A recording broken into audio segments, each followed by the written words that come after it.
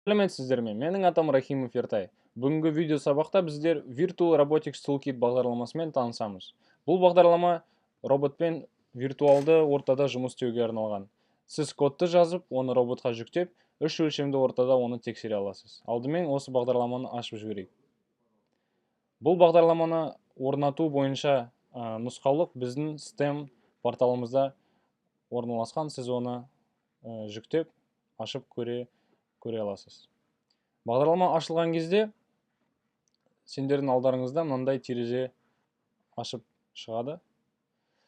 Бұл терезеде біздерде 4 бөлім бар.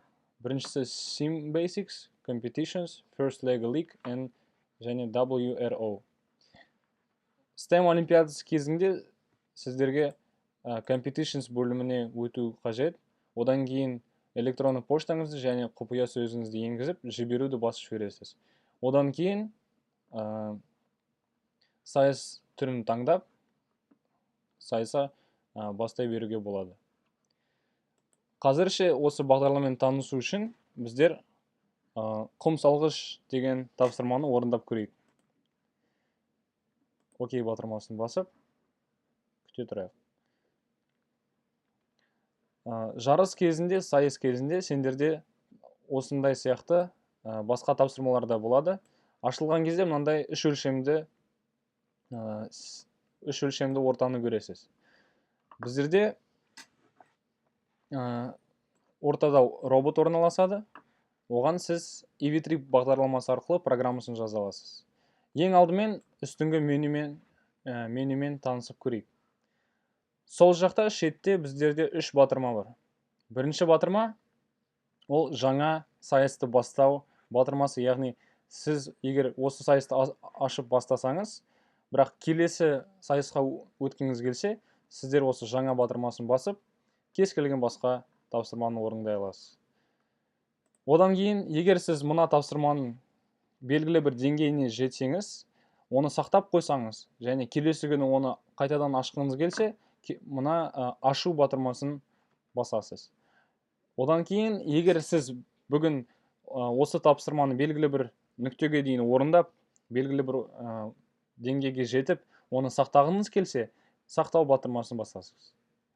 Одан кейін, басқаннан кейін, уже осы тапсырмаға атын беру керек.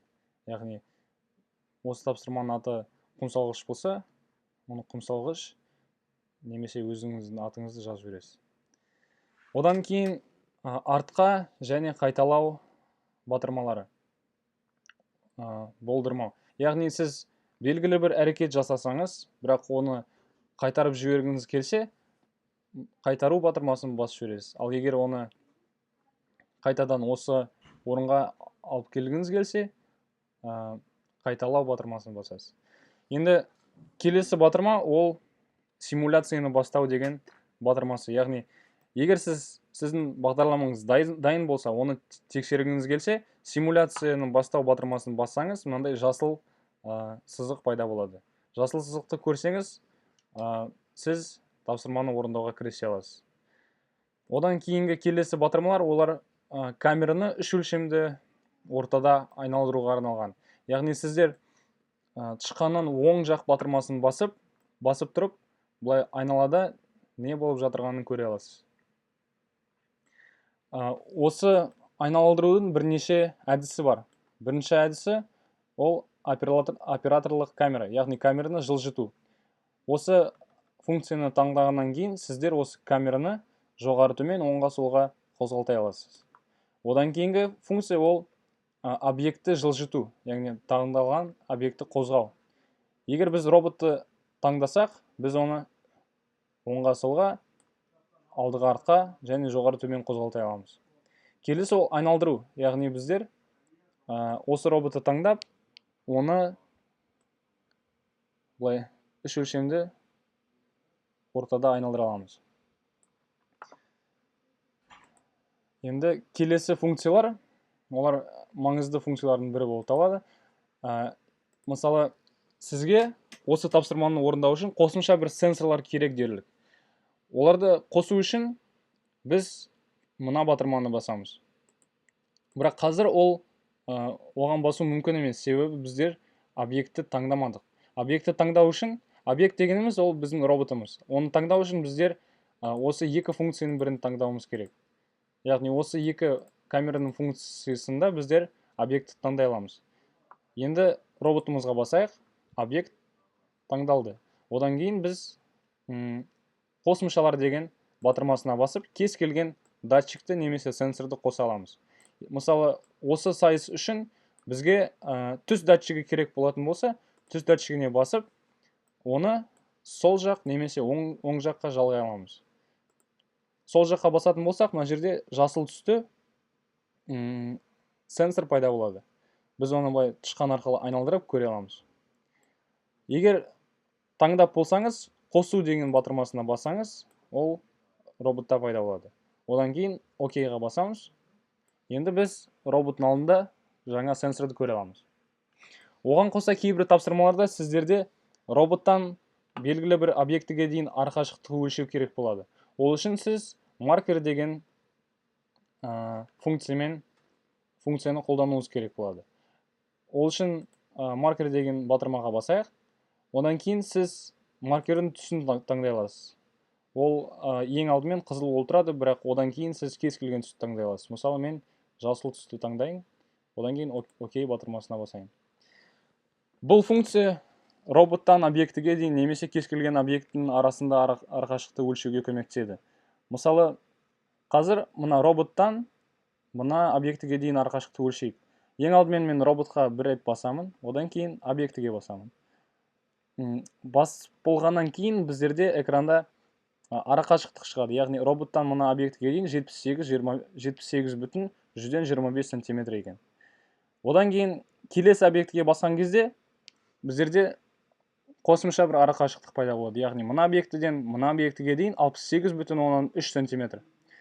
Және осыған қоса біздерде осы екі сызық арасындағы бұрыш пайда болады. Яғни осы екі сызық арасындағы бұрыш 87 градус. Осылай басай беріп біздер арақашықтықты өлшей бере аламыз. Бірақ егер осы сызықтар сізге керек емес болса, яғни маркер керек емес болса, біздер кетіру батырмасын басып, мынаны жауып жібереміз. Енді осы роботқа программаны, яғни бағдарламаны жазу керек болса, біздер мына батырмаға басамыз, яғни Intelligent Brick, яғни ол біздің роботымыздың миымыз. Басқан кезде мындай терезе пайда болады. Роботты ең алдымен қосу керек. Оны қосу үшін ортадағы батырмасын басып жүреміз. Енді біздің роботымыз қосыла келді. Одан кейін бағдарламамызды жазу үшін біздер Lego Mindstorm EV3 бағдарламасын орнатып, оны ашуымыз керек. Мынандай бағдарлама. Енді роботымызды тексеру үшін біздер тек алға жылжу функциясын қосып тексеріп көрейік. Қазір біздер роботты қосқаннан кейін Lego EV3 бағдарламасы оны мына жерде көре бастайды. Оны таңдап, жаңарту бізге керек емес. Жүктеп қояйық. Және мына батырма ол жүктеп, оны бірден бастап жібереді. Яғни осы батырманы басқан кезде роботымыз алға жылжып кетеді. Міне көрдік. Енді алға көбірек жылжысын десек, мысалы 5 айналым алға жылжысын дейік. Оны жүктеп тексеріп көрейік. Роботымыз 5 айналым алға жылжып жатыр. Егер біз симуляцияны тоқтатсақ, роботымыз қайтадан орнына қайтып келеді. Енді сіз осылай белгілі бір тапсырмаға кодын жазып, өзгертіп, әрдайым тексере аласыз. Қазір біз 4 айналым өз осінен айналу бағдарламасын жазып жібердік. Осыған қоса, егер сізге қандай сенсор, қандай портқа жалғанғаны керек болса, яғни сіз осыны білгіңіз келсе, сіз роботты таңдап, мына жерде объектінің қасиеттері деген батырмаға басып, ең соңында тұрған бөлімге басайық. Осы бөлімді ашқан кезде сіз, мысалы, үшінші портқа бізде color sensor, яғни түс сенсоры жалғанған. Осындай ақпаратты біле аласыз. Яғни осыған қоса сіз тағы да моторлар туралы ақпарат ала аласыз. Яғни B портына бізде сол жақ дөңгелектің моторы қозғалтқышы жалғанған. Ал C портына біздерге оң жақ дөңгелектің қозғалтқышы жалғанған. Осындай ақпарат сізге мына бағдарламада қажет болады. Яғни сіз мысалы B және C қандай портқа жалғанғанын таңдай аласыз. Бүгінгі айтылған барлық ақпарат сізге сайыс кезінде керек болады. Оны есте сақтап, жарыс кезінде қолдануыңызды сұраймыз. Бүгінге айтылған ақпараттың барлығы осы. Назарларыңызға рахмет. Күндеріңіз сәтті өтсін.